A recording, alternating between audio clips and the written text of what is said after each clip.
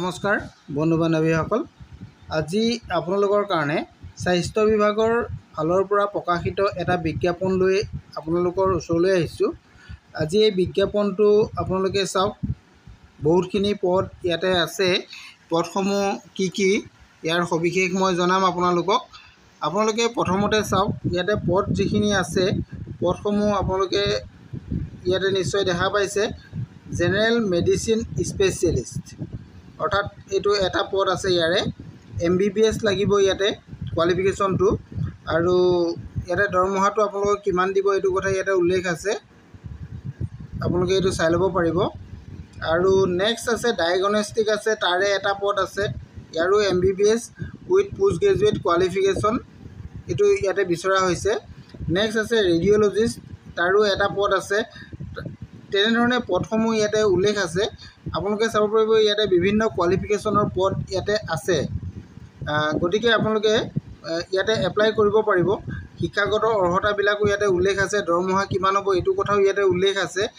GNM নাৰ্ছৰ কাৰণেও ইয়াতে পদ আছে, এইটো নিশ্চয় আপোনালোকে দেখা পাইছে। GNM নাৰ্ছ আৰু ANM আছে, GNM আছে, তেনেধৰণে পদসমূহ ইয়াতে আছে। আৰু এই পদসমূহৰ কাৰণে দৰমহাটো কিমান হ'ব এইটো কথাও ইয়াতে উল্লেখ আছে, আপোনালোকেতো চাব পাৰিব।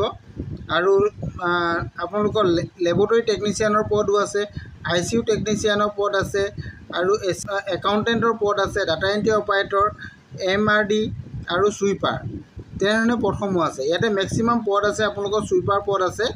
চুইপাৰ পদ আছে আপোনালোকৰ ইয়াতে 10টা, আৰু ইয়াৰ কাৰণে কোৱালিফিকেশ্যন আপোনালোকক 7 পাছ বিচৰা হৈছে। আৰু দৰমহাটো 7,500 টকা পাৰ মান্থ দিয়া হ'ব।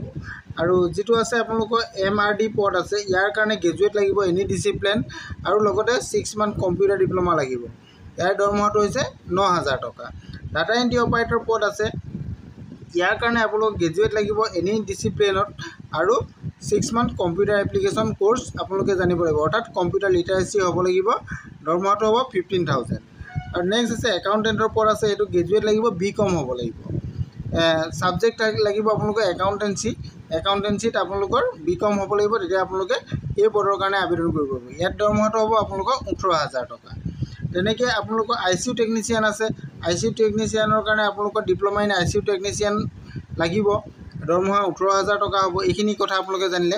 ইয়াৰ কাৰণে আপোনালোকে আবেদন কৰিবলৈ হ'লে বয়স আপোনালোকৰ কিমান প্ৰয়োজন হ'ব আপোনালোকে ইয়াতে চাওক। ইয়াতে বয়সটো উল্লেখ কৰা আছে। এই পদৰ কাৰণে আবেদন কৰিবলৈ হ'লে বয়সটো আপোনালোকৰ 18ৰ পৰা 48 বছৰৰ ভিতৰত হ'ব লাগিব, 1/1/2025লৈকে, এইটো কথা উল্লেখ আছে। আৰু এজৰ ৰিলেক্সেশ্যন পাব SC ST আৰু OBC কেণ্ডিডেটসকলে এজৰ ইয়াতে ৰিলেক্সেশ্যন পাব। আৰু এই পদখিনিৰ কাৰণে যিখিনি পদ ইয়াতে আছে, এই পদখিনিৰ কাৰণে ইণ্টাৰভিউ কেতিয়া হ'ব, ডাইৰেক্ট আপোনালোকে ইণ্টাৰভিউ হললৈ যাব লাগিব। ইয়াত কোনো ধৰণৰ আগতীয়াকৈ আপোনালোকে এপ্লিকেশ্যন জমা দিব নালাগে। ইয়াতে আপোনালোকে ফৰ্ম ফিল আপ কৰি ফৰ্মখন লগত লৈ ইণ্টাৰভিউ হলত যাব লাগিব। ইণ্টাৰভিউ কোন তাৰিখত হ'ব মই আপোনালোকক এইখিনি কথা জনাই দিছোঁ। ইয়াতে চাওক, যিখিনি পদ আছে আপোনালোকৰ জেনেৰেল মেডিচিনৰ যিখিনি পদ, ডাইমাট'লজিষ্ট আৰু ৰেডিঅ'লজিষ্ট, এইখিনি যিখিনি আছে, লেবৰেটৰী টেকনিচিয়ান, নাৰ্ছিং, এইখিনি যিখিনি পদ আছে, এই পদখিনিৰ কাৰণে আপোনালোকৰ ইণ্টাৰভিউটো ইয়াতে উল্লেখ আছে যে 19 আগষ্ট 2025 ইয়াৰ ইণ্টাৰভিউ হ'ব 11 বজাত। এইটো আপোনালোকে নিশ্চয় দেখা পাইছে ইয়াতে। আৰু বাকী যিখিনি পদ আছে, একাউণ্টেণ্ট, ডাটা এণ্ট্ৰি অপাৰেটৰ আৰু MRD বা চুইপাৰ, এই পদখিনিৰ কাৰণে 20 আগষ্টত ইয়াৰ ইণ্টাৰভিউ হ'ব। গতিকে আপোনালোকে দেখিছে ইয়াত দুটা পৰ্যায়ত আপোনালোকৰ ইণ্টাৰভিউ হ'ব, 19 আগষ্ট আৰু 20 আগষ্টত দুটা ইণ্টাৰভিউ হ'ব। আৰু ইয়াৰ এড্ৰেছটো আপোনালোকক মই ইয়াতে জনাই দিছোঁ, কোন এড্ৰেছত আপোনালোকৰ এই ইণ্টাৰভিউটো হ'ব। ইয়াতে চাওক আপোনালোকৰ at office of the joint director health service, Sonitpur, Tezpur.